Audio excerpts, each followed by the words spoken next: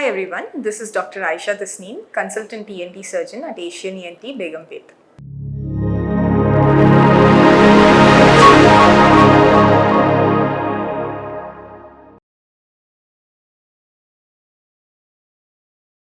ఈరోజు మనం CSF rhinorrhoea or brain fluid leak గురించి మాట్లాడుకుందాం.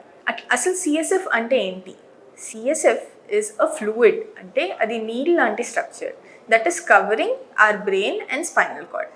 దీని ఫంక్షన్ ఏంటి అంటే మనకు బయట ఎన్వైరన్మెంట్ నుంచి ట్రామా అయినా వేరే ఇన్ఫెక్షన్స్ ఏమీ దాన్ని మన బ్రెయిన్ అండ్ స్పైనల్ కార్డ్ని ఎఫెక్ట్ చేయకుండా ప్రొటెక్ట్ చేస్తుంది అనమాట. It's like a protective layer around a brain and spinal card. So ఈ సిఎస్ఎఫ్ రైనోరియా అంటే ఏంటి అంటే కొన్ని కండిషన్స్లో మనకు బ్రెయిన్ కవరింగ్ ఏదైతే ఉంటుందో అది డిస్రప్ట్ అవ్వడం వల్ల మనకు ముక్కుకి బ్రెయిన్కి మధ్యలో ఉన్న బోన్ డిస్రప్ట్ అయ్యి ఈ ఫ్లూయిడ్ అనేది మన ముక్కు నుంచి బయటకు వస్తుంది.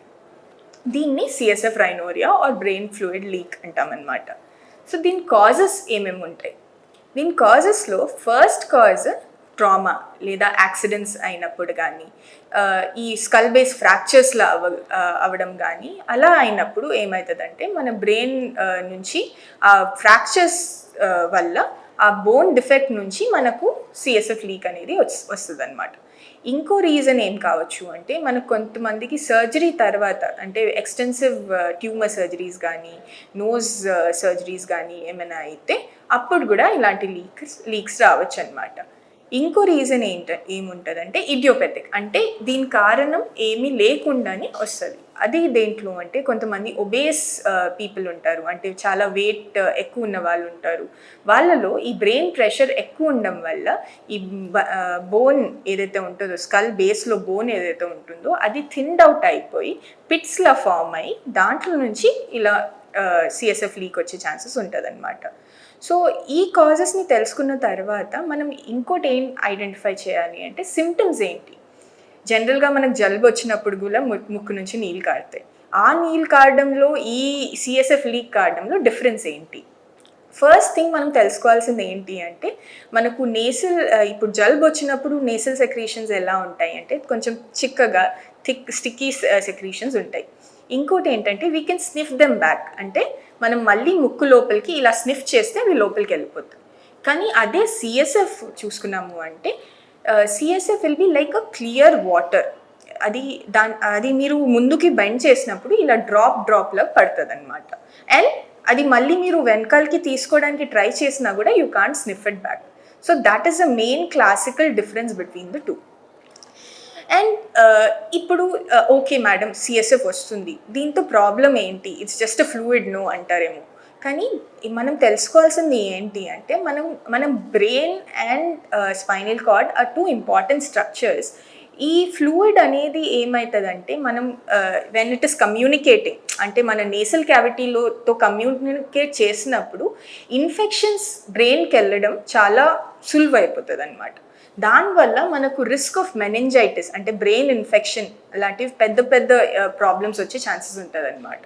ఇంకోటి ఏంటంటే ఈ ఫ్లూయిడ్ అనేది కంటిన్యూస్గా అలా పడుతూ ఉన్నప్పుడు మన బ్రెయిన్లో ఆ ఫ్లూయిడ్ లెవెల్స్ తగ్గిపోయి, అంటే బ్రెయిన్ చుట్టూరా ఆ ఫ్లూయిడ్ లెవెల్స్ తగ్గిపోయి మనకు సివియర్ లో ప్రెషర్ హెడేక్స్ రావడం, కంటిన్యూస్గా బ్లర్డ్ విజన్ ఉండడం లాంటివి కూడా అవ్వచ్చు అనమాట. So that is why it is very important to treat it as early as possible. So ఇప్పుడు how do we diagnose this condition అంటే దీన్ని మనం తెలుసుకోవడం ఎలా అంటే ఫస్ట్ మీరు ఇలా మీకైనా మీ చుట్టుపక్కల వాళ్ళకైనా తెలిసిన వాళ్ళకైనా ఇలాంటి ప్రాబ్లమ్స్ ఉన్నప్పుడు ఇమీడియట్గా దగ్గరలో ఉన్న హాస్పిటల్కి తీసుకొచ్చి ఎవాల్యుయేట్ చేయడం is very important. So first step in evaluation will be me fluid ఏదైతే వస్తుందో అది సిఎస్ఎఫ్ఏనా కాదా అని తెలుసుకోవడం. అది ఎలా చేస్తాము అంటే కొన్ని టెస్ట్స్ ఉంటాయి, బీటా ట్రాన్స్ఫెరిన్, బీటా 2 ట్రేస్ ప్రోటీన్ అని కొన్ని టెస్ట్స్ ఉంటాయి అన్నమాట. సో ఆ ఫ్లూయిడ్ని కలెక్ట్ చేసి మనం అది అనాలిసిస్కి పంపించి అది సిఎస్ఎఫ్ఏనా కాదా అని చెప్పి నిర్ణయం చేస్తాం అన్నమాట.